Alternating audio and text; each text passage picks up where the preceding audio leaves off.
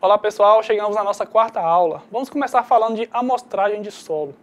A amostragem de solo é a primeira e mais importante etapa de um programa de avaliação da fertilidade do solo, porque é a partir da análise química da amostra de solo que nós realizamos a interpretação e determinamos as doses adequadas de corretivos e adubos a serem aplicadas. Para a avaliação da fertilidade do solo, nós devemos conhecer os níveis ótimos ou níveis críticos de nutrientes no solo para que não haja limitação da produção devido à fertilidade.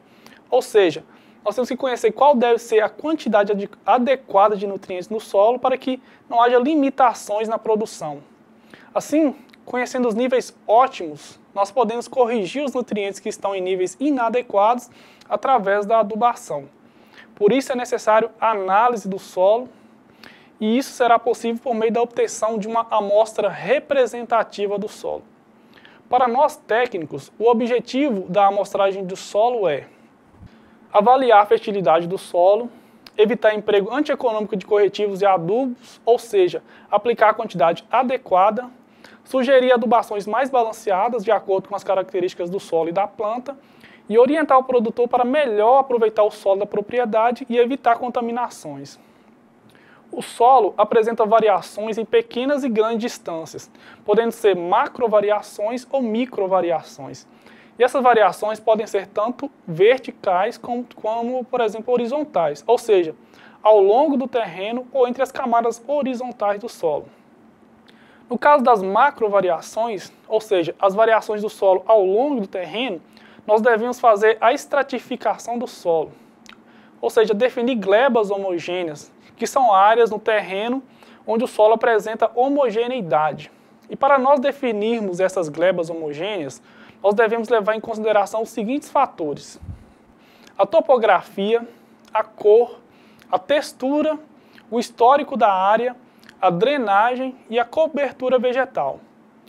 Em relação às microvariações, ou seja, variações do solo dentro dessas glebas homogêneas, para nós obtermos a estimativa média da fertilidade, nós devemos obter várias amostras, que nós chamamos de amostras simples, depois juntá-las formando amostras compostas. E a quantidade de amostras simples deve ser em função das variações no solo dentro dessas glebas, e não em relação ao tamanho da área. É recomendada de 20 a 40 amostras simples por gleba. A profundidade da amostragem deve-se levar em consideração a cultura que está sendo ou será implantada no terreno, levando em consideração qual a camada do solo que será mais explorada pelo sistema radicular da cultura na absorção de nutrientes. Assim, deve-se fazer a amostragem por camadas, por exemplo, de 0 a 20 centímetros, de 20 a 40 centímetros e de 40 a 60 centímetros. Os pontos de amostragem devem ser distribuídos por todo o terreno, e é recomendado que os pontos coletados na gleba sejam escolhidos ao acaso, andando em zigue-zague por toda a área da unidade de amostragem.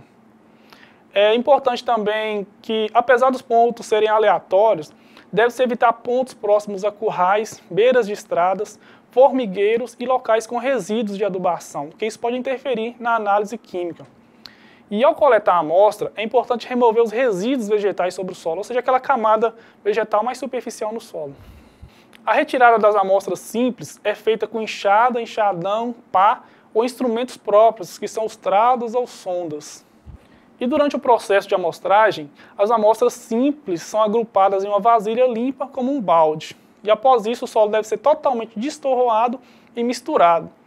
E desta amostra homogênea, se retira aproximadamente 250 centímetros cúbicos de solo, que será a nossa amostra composta. E ela deve ser embalada, identificada e enviada para o laboratório. A amostra deve ser identificada por um formulário fornecido pelo laboratório, contendo o nome, endereço do remetente, identificação da amostra, além de outras informações como a cultura a ser feita, a cultura anterior, a adubação anterior, etc. E a época recomendada para a realização da amostragem é 90 dias antes do plantio, ou após realizar uma colheita, ou antes de realizar a adubação de base para o novo ciclo de produção. E assim vamos ao nosso próximo tópico.